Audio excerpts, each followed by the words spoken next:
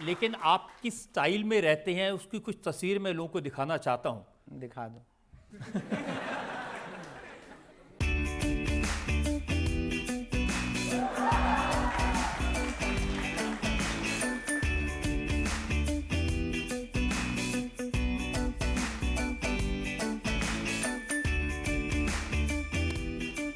तो आपका चश्मा, आपकी जैकेट, सब कुछ ब्रांडेड है, बड़ी चर्चा होती है इसकी। नहीं, एक ही है, बाकी तो बहुत लो क्वालिटी के हैं, 60-60 रुपया वाले भी हैं, 20 वाले। कोई आता है और इन लोगों की जो हमारे प्रिय हैं, उनकी प्रसन्नता है, जो शिष्य हैं, दीक्षित शिष्य हैं, या जो बहुत प्रिय हैं, प्रेम करते हैं, युवान बच्चे आते हैं, गुरुजी आप एक बार ये पहन के दिखा दो, हमें खुशी होगी। हम पहन लेते हैं और हमें लगता है कि ये बुरा नहीं है।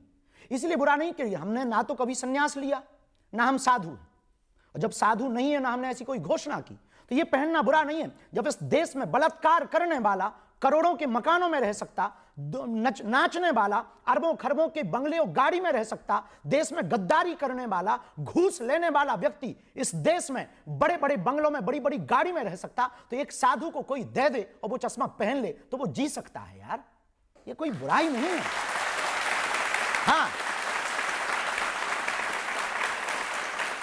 हमारी आसक्ति भी नहीं है, अनासक्ति भी नहीं है, अपेक्षा भी नहीं है और मना भी नहीं। हमें अपेक्षा भी नहीं कि चश्मा ही हो, अपेक्षा ही नहीं है कि रोल्स रॉयल हो। हम बैलगाड़ी पे गए पर ये किसी ने खबर नहीं दिखाई। हम महाराष्ट्र में बैलगाड़ी पर गए, वहां पर पूरा कीचड़ मच गया था, नहीं थी जाने की व्यवस्था। हम बैलगाड़ी पर कथा करने गए, वो खबर किसी ने नहीं दिखाई। हम साइकिल पर चले, वो खबर किसी ने नहीं दिखाई। इस देश में बहुत कार्य हमने किए, वो किसी ने खबर नहीं दिखाई। पर चश्मा क्या पहन लिया, जैकेट क्या पहन ली, सबने चर्चा कर ली। इसका कारण क्या है कि आप जैसे अपनी कथा में क्या कहते हैं, लगा के आग दौलत में हमने ये शौक पाले, हमने शौक पाले हैं, और कोई पूछे तो कह देना कि बागेश्वर वाले हैं। हाँ, तो दौलत तो दूसरों की आग लगा रहे हैं आप। नहीं, पहली बात तो लगा के आग दौलत, लगा के आग शोहरत में, लगा के आग दौलत में हमने ये शौक पाले हैं। कोई पूछे तो कह देना हम बागेश्वर वाले हैं। इसका मंतव्य ये है, पहनते हैं, अपना नहीं मानते। हम यहाँ बैठे हैं पर ये अपना नहीं है, इस जगत में है, अपना नहीं है, निर्मोह है। मिल जाए आओ तो वेलकम, ना आओ तो भीड़ कम। तो जो आरती में कहते हैं कि तेरा तुझको अर्पण, क्या लागे मेरा, हाँ, तो उसमें कोई संदेह ही नहीं है। अब किसी की भावनाओं को ठेस नहीं पहुंचा सकते ना। कोई आया है बड़े श्रद्धा भाव से, तो उसकी भावनाओं को कैसे ठेस पहुंचाएं। तो ऐसे ही ये सब आते हैं, तो भावनाओं को ठेस ना पहुंचाए, उनकी प्रसन्न, क्योंकि हम तो इन्हीं की प्रसन्नता के लिए है ना। शिष्य की प्रसन्नता जिसमें हो, गुरु तो उसी में प्रसन्न रहता है। परमात्मा की जिसमें प्रसन्नता हो, भक्त तो उसी में प्रसन्न रहता है। साध की जिसमें प्रसन्नता हो, साधक तो उसी में प्रसन्न रहता है। तो आजकल जब लंदन जाते हैं, दुबई जाते हैं, वो किसको प्रसन्न करने के लिए जाते हैं?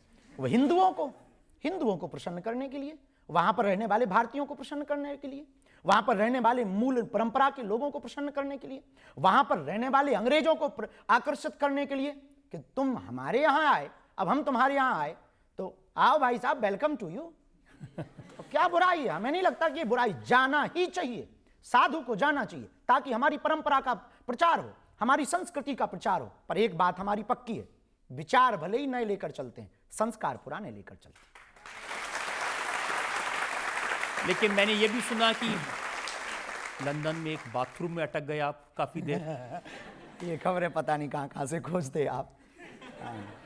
वो अच्छा, हमें गांव के आदमी पहली बार जब लंदन गए, 9 घंटे की हवाई जहाज, पूरे संकोच में रहे कि कुछ उल्टा सीधा खा पी ना लें, कहीं गड़बड़ ना हो जाए। अंग्रेजी नहीं आती है, अब कैसे काम चलेगा, एक ये नया लफड़ा। तो अंग्रेजी का फिर जाके सेंटेंस सीखा।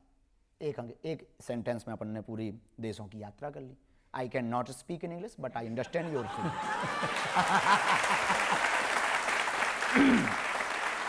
अब जैसे ही हम लंदन उतरे तो हिथ्रो से एक जगह है वेम्बली, तो वेम्बली में चेला जजमान लेने आए, फूल माला चढ़ाई, हमने आशीर्वाद दिया।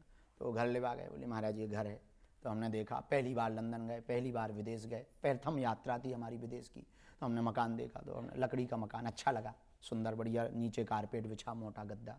हमका बहुत अच्छा घर है। ठंडी थी, अब हमने सोचा स्नान ध्यान कर लें फिर भोजन पाएँ। तो जैसे ही कपड़े उतार करके अंदर गए, बड़ा झंझट, और वहाँ पे कहीं नल की टोंटी ही नहीं। अब हम बड़े टेंशन में, अब कपड़ा भी उतार लिए, कैसे रहें, तो तौलिया भर लपेटे, हम कहा वैसे कैसे अब नागा बाबा बन के बाहर निकले। तो बाल्टी नहीं और मग नहीं, और हम देसी आदमी, विदेशी वहाँ तो सिर्फ टिश्यू पेपर थी। अब और लफड़ा फंस गया। अच्छा टोंटी हो तो काम चला लें कि भीतर भीतर कौन देखने वाला है, लेकिन फिर वो लफड़ा के कहीं पे वो पानी निकलने वाला नहीं। अब टेंशन में लगभग 30 मिनट दिमाग लगाते रहे कि कहाँ फंस गए। हमें लगा कि जजमान का मकान पूरा नहीं बना, आध बने में ही घुसा दिया।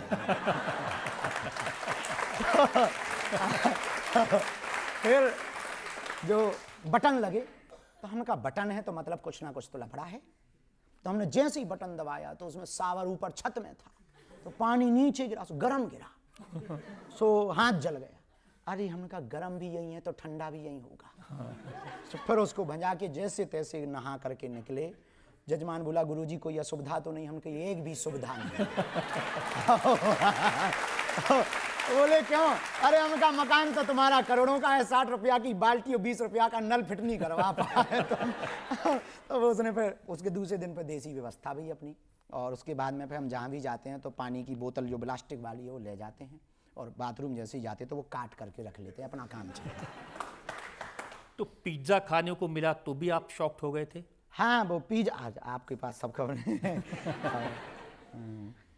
पिज्जा वहाँ कथा हुई तो यजमान जी और जो सब लड़के बहुत अच्छे मिल गए, हिल मिल जुल गए, और भाव प्रभाव देख करके, कथा देख करके, दरबार देख करके हमने बढ़िया हनुमान जी का नाम लेके 2-3 दिन में जहाँ हनुमान जी ने पूंछ घुमाई तो कुछ अंग्रेज भी चेला बन गए, वहाँ के लोग भी फिर समझ गए हाँ ठीक है बाबा बहुत अच्छा है।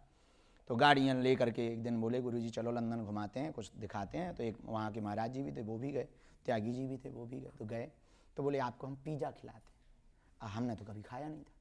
तो हम जैसे ही उतरे तो उस पर लिखा था पिज्जा हट। तो हमने कहा कि इसमें तो लिखा है हट।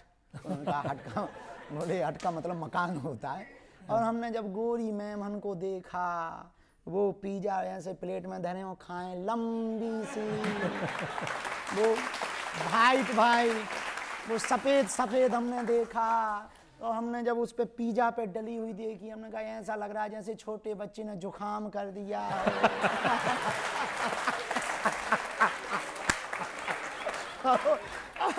हमने कहा ये क्या है? बोले यही पिज्जा है। हम कहीं हमारे यहाँ तो ठंडियों में जो छोटे बच्चों को जुकाम होता है। हमने कहा भैया बच्चा वापसी ले चलो, हमें नहीं खाना है। भगवान की कृपा से आज तक अन्न का तिरस्कार नहीं है। हे अन्न भगवान क्षमा करना हमको। तो अन्न का तिरस्कार नहीं है, लेकिन हमने आज तक फिर स्वाद नहीं लिया है ना। वहाँ खाया फिर हमको मन ही मन में, हम कहा भैया क्षमा करो, अपनी दाल रोटी खाइए, हरि के गुण गाइए, वही ठीक है।